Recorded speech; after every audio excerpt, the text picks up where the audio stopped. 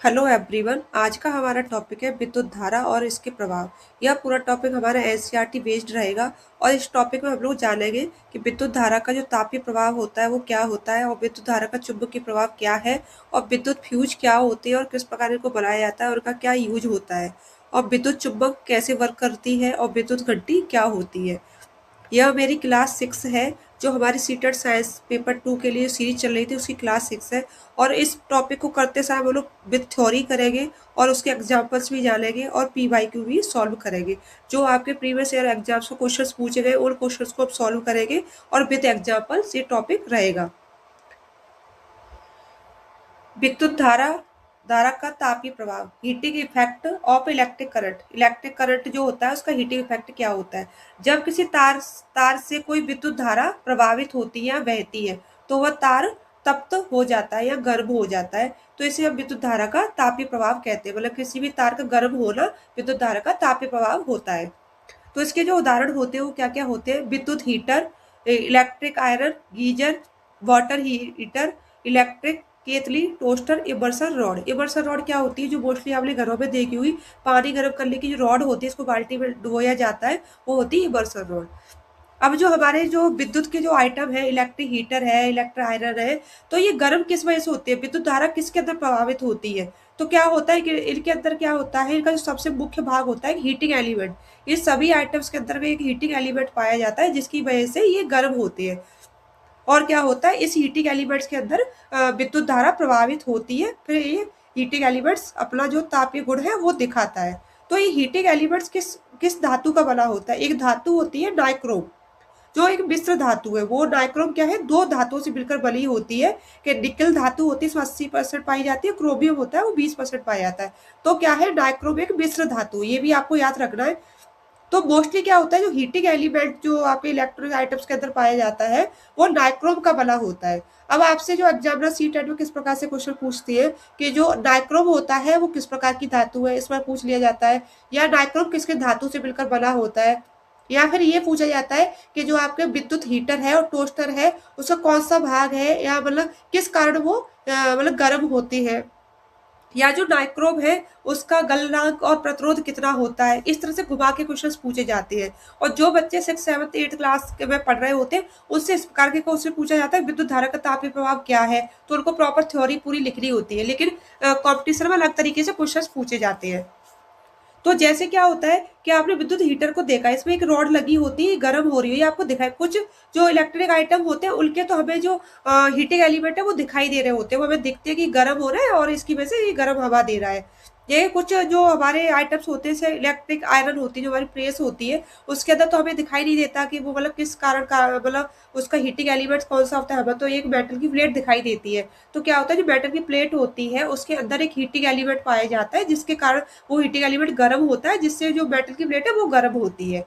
तो कुछ इलेक्ट्रोस आइटम के हमें हीटिंग एलिमेंट्स दिखाई देते हैं, कुछ के हमें दिखाई नहीं देती है। जैसे कि आपका हेयर ड्रायर है जो आप डेली यूज करते हैं, यह स्प्रिंकल तार जैसा होता है, ये भी नाइक्रोम का ही बना होता है। तो क्या होता है, जब हवा ये तार जब गर्म होता है इससे हवा भी गर्म होने लगती है।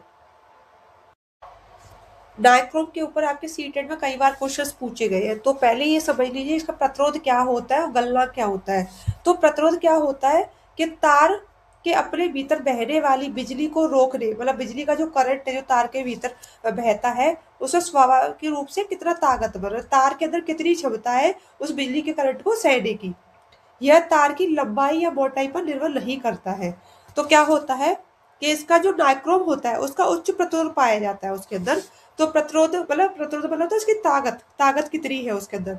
तो इसका विद्युत प्रतिरोध बहुत अधिक होता है जिससे विद्युत धारा प्रभावित होने पर यह बहुत तेजी से गर्म हो जाता है। तो गर्म होने पर ये क्या होता है, टूट भी जाता है कभी कभी।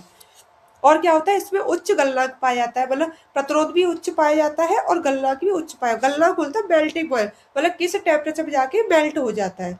तो इसका जो गलनांक है वो लगभग 1400 डिग्री सेल्सियस पाया जाता है। इसलिए क्या होता है कि बहुत रेड हॉट होने पर भी ये पिघलता नहीं है, मतलब इसके अंदर बहुत हाई टेम्परेचर पर ये पिघलता है।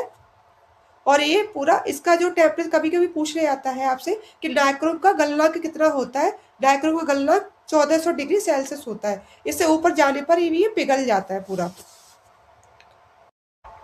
ये आपका एक क्वेश्चन है जो आपके प्रीवियस ईयर एग्जाम से पूछा गया है, जो अभी मैं टॉपिक करा रही थी उसी से रिलेटेड क्वेश्चंस है। अभी कथन ए, डिक्रोम का प्रयोग विद्युत टोस्टर और विद्युत गीजर जैसे यंत्रों में तापक तत्व के रूप में होता है। तापक तत्व होता है हीटिंग एलिमेंट, जैसे कि मैंने अभी आपको बताया है कि हीटिंग एलिमेंट के लिए डिक्रोम का यूज होता है। विद्युत टोस्टर में भी होता है, विद्युत गीजर में भी होता है, विद्युत के सभी आइटम्स में होता है। अब नाइक्रोम का उच्च गलनांक और निम्न प्रतिरोधकता होती है। ये भी मैंने आपको बताया था, नाइक्रोम का उच्च गलनांक होता है, उच्च ही तो इसकी प्रतिरोधकता क्षमता होती है। तो अब इसमें दे रखा है निम्न प्रतिरोधकता होती है, तो फर्स्ट तो सही है इसका, और जो आर दिया ये गलत है इसका। तो अब इसमें ऑप्शन देखिए आप, ए और आर दोनों गलत है, ये गलत है इसका, एक सही है। ए और आर दोनों सही है तथा आर ए की सही व्याख्या है, ये भी गलत है। ए और आर दोनों सही है परंतु आर ए की सही व्याख्या नहीं है, ये भी गलत है। ए सही है और आर गलत है, इसका जो फोर्थ है वो बिल्कुल सही आंसर है। ये आपका previous year question, previous year में पूछा गया, अभी 2024 में ही ये क्वेश्चन पूछा गया है। विद्युत फ्यूज, विद्युत फ्यूज क्या होते हैं और इनका यूज क्यों होता है? विद्युत फ्यूज एक सुरक्षा उपकरण होता है। इसका कार्य क्या होता है, जैसे कि आपके घरों में इलेक्ट्रिक वायरिंग होती है और हमारे इंडस्ट्रियल एरिया में इलेक्ट्रिक वायरिंग होती है, तो कभी कभी आपने देखा होगा घर की जो वायरिंग होती है उसमें आग लग जाती है, शॉर्ट सर्किट हो जाते हैं, ओवरलोड हो जाता है। तो वो शॉर्ट सर्किट किस लिए होते हैं कि उसमें क्या होता है, जो तार की जो क्षमता है उससे ज़्यादा कभी करंट आ जाता है तार के अंदर।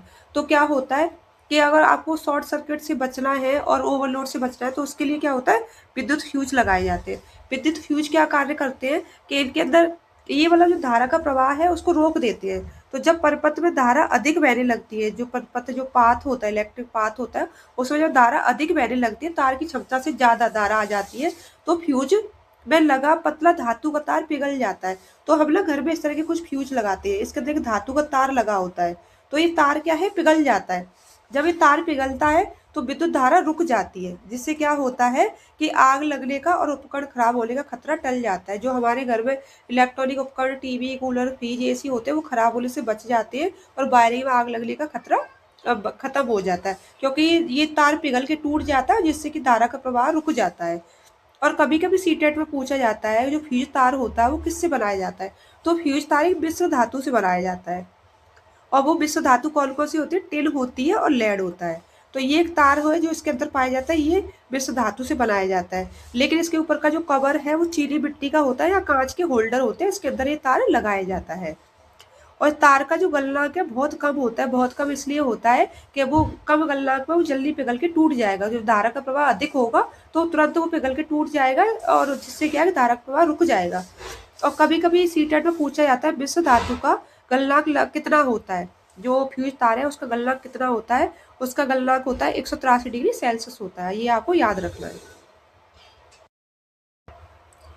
फ्यूज तार से रिलेटिव क्वेश्चन आपके सीटेट में पूछा गया है कि फ्यूज तार का गलनांक कितना होता है, प्रतिरोध कितना होता है, उसकी मोटाई कितनी होती है। तो फ्यूज तार जो होता है उसका कम गलनांक होता है। कम गलनांक इसलिए होता है कि उसका गलनांक कम होगा तो जल्दी वो गर्म होकर पिघल के टूट जाएगा। जैसे ही तार के अंदर बारीक के अंदर इलेक्ट्रिक करंट अगर का प्रभाव अधिक होगा तो ये गल के टूट जाता है, इसलिए इसका गलनांक कम होना चाहिए। और उच्च प्रतिरोध होना चाहिए। प्रतिरोध को उच्च क्यों होना चाहिए, घर की जो वायरिंग वाला जो तार होते हैं उससे अधिक होना चाहिए। और प्रतिरोध अधिक होगा तो तार में गर्मी भी जल्दी पैदा होगी, जिससे क्या होता है, ओवरलोड होने पर यह तुरंत पिघल कर टूट जाएगा। जैसे गर्मी जल्दी ज्यादा पैदा होगी तो गर्मी की वजह से वो जल्दी से पिघल जाएगा और टूट भी जाएगा। इसलिए उच्च प्रतिरोध होना चाहिए, गलनांक कम होना चाहिए और प्रतिरोध उच्च होना चाहिए, क्योंकि प्रतिरोध क्या करता है, गर्मी पैदा करता है। और फ्यूज तार की मोटाई, मोटाई ना जरूरत के हिसाब से डिपेंड होती है। वैसे फ्यूज तार की जो मोटाई है वो कम होनी चाहिए, पतला होना चाहिए। वो पतला होगा तो जल्दी से गर्म होकर टूट जाएगा। उसकी करंट की जो क्षमता होती है उसके ऊपर डिपेंड करती है। तो जो मोटा तार है, आपने देखा जो एसी और हीटर के लिए हम लोग मोटा तार यूज करते हैं, मोटा तार अधिक करंट को सहन कर सकता है। और जो पतला तार है वो करंट को कम करंट पर ही पिघल जाता है, जैसे पंखे और बल्ब की तार बहुत ही कम करंट में पिघल के टूट जाता है। तो क्या होता है, फ्यूज तार के अंदर पतला तार यूज होता है। ये आपका एक क्वेश्चन है जो आपके एग्जाम में पूछा गया, 2023 में पूछा गया। फ्यूज तार बनाने के लिए निम्नलिखित में से आप किसका चयन करेंगे, मतलब फ्यूज तार बनाने के लिए प्रतिरोध और मोटाई और गलना कितना हो, जो मैंने अभी आपको ये टॉपिक समझाया है। तो प्रतिरोध तो उच्च होना चाहिए, प्रतिरोध उच्च होगा तो तार जल्दी से गर्म होगा, गर्म होकर जल्दी से टूट जाएगा। और मोटाई में वो पतला होना चाहिए, पतला होने पर भी वो करंट ज्यादा बर्दाश्त नहीं कर पाएगा। और गलनांक कम होना चाहिए, कम गलनांक होगा तो जल्दी से गल के टूट जाएगा। तो इसका सेकंड ऑप्शन है वो एकदम सही है।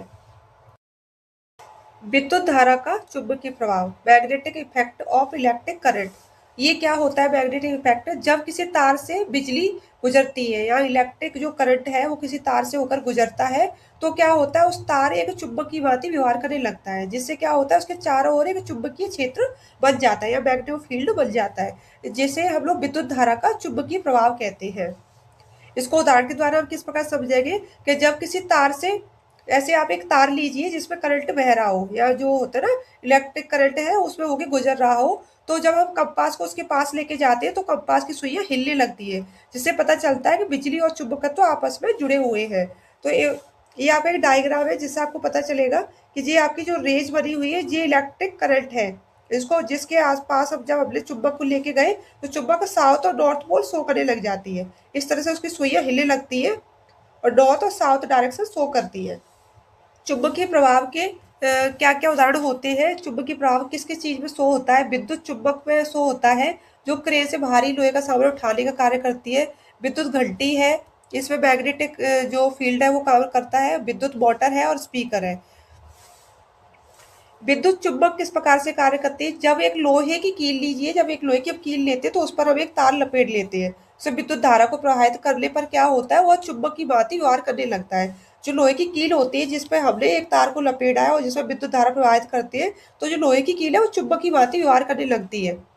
ये विद्युत धारा का प्रवाह, और जब इसमें क्या होता है विद्युत धारा का प्रभाव को समाप्त कर देते हैं तो वो कुंडली का चुंबकत्व गुण भी समाप्त हो जाता है। जो कुंडली है लिपटा हुआ तार है इसको हम कुंडली बोलते हैं। तो जब इसमें से विद्युत धारा को खत्म कर देते हैं तो चुंबकीय गुण भी खत्म हो जाता है। इस प्रकार कुंडली को विद्युत चुंबक कहते हैं। इस प्रकार की जो कुंडली होती है इसी को हम लोग विद्युतीय चुंबक कहते हैं। भारी सामान उठाने में जो क्रेन मशीनें जो बड़े बड़े विद्युत चुंबकों का उपयोग किया जाता है, मतलब जो भारी सामान उठाने वाली जो क्रेन होती है उनमें भी विद्युत चुंबक का यूज होता है। विद्युत घंटी ये किस प्रकार से कार्य करती है? विद्युत घंटी एक कुंडली में विद्युत धारा को प्रभावित करती है। एक तार होता है, ये कुंडली है, इसमें विद्युत धारा को प्रभावित कर रहे हैं, जिसमें जिसमें विद्युत चुंबक बन जाती है। अब इसमें विद्युत धारा प्रवाहित हो रही है तो इसमें विद्युत चुंबक बन गई। विद्युत चुंबक के एक तरफ एक लोहे की पट्टी लगा देते हैं और जिस पर एक किनारे पर लोहे का हथौड़ा होता है। ये इस पे एक लोहे की पट्टी है, इस पे एक हथौड़ा है लगा होता है। जब चुंबक पत्ती को अपनी ओर खींचती है, ये चुंबक इसको अपनी ओर खींच रही है, तो क्या होता है हथौड़ा घंटी से जाके टकराता है और ध्वनि उत्पन्न करता है। इस प्रकार से विद्युत घंटी है जो वर्क करती है। Thank you so much watching this video. अगर आपको वीडियो पसंद आता है तो वीडियो को लाइक करें, शेयर करें और चैनल को सब्सक्राइब करें।